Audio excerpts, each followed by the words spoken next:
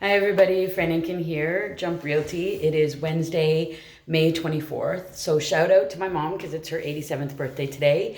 And full disclosure, as you can see, I'm filming this on Tuesday because tomorrow my nephew is getting married. So it's a little busy family-wise this week.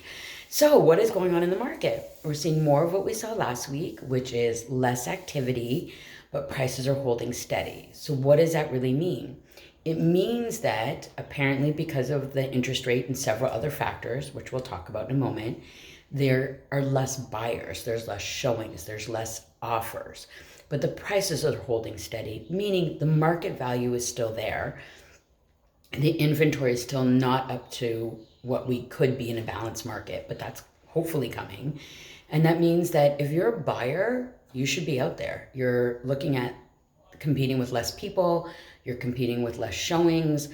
Sellers may be a little bit more flexible in what they accept, price-wise. Even though we're not seeing that, it's still holding steady.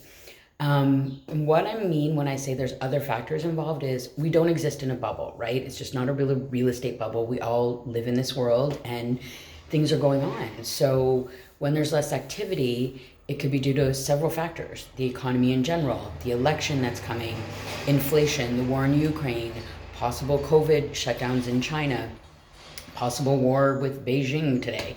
I mean, you watch the news, right? So we don't exist in a bubble. And you look at the interest rates going up, and that means that some people are going to have less purchasing power in general. Your money's not going to go as far. We've seen that at the gas pump. We've seen that in the grocery store. And so that is just reflective of what's going on in our world. It doesn't mean that it's not a good time to buy. It doesn't mean it's not a good time to sell. It's still a really good market. And the thing especially about Windsor is not that we're insulated or isolated, but we have some things going in our favor as opposed to what's going on across Ontario. So when you look at Windsor, we have a new hospital coming. We have the Gordie Howe Bridge coming. We have a new prison, the battery plant, the third shift coming, the Amazon delivery site. This makes it very attractive for Windsor. So where somebody's buying power in Toronto might not get them so far, it will get them farther here. And it also means that there's people who want to upgrade, who live in Windsor and know what's coming down the pike, and they're going to take advantage to upgrade now before prices go up down the road, because the market is still predicted to grow. I think it's over 6% over the course of the year. And we still have a few more interest rate hikes coming. They're talking about one coming down the pike around June 1st.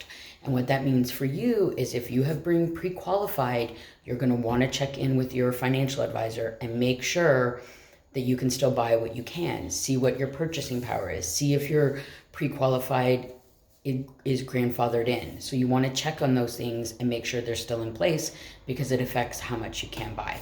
The other thing I wanted to mention is coming in April 2023, a little bit away, but they're bringing blind bidding to Ontario. You get to choose.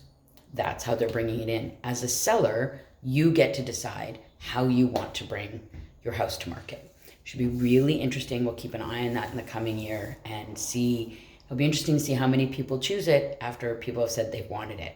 It'll be very interesting. Okay, so I'm off to see my mom for her birthday. You guys have a great day, and I'll see you next week. Bye.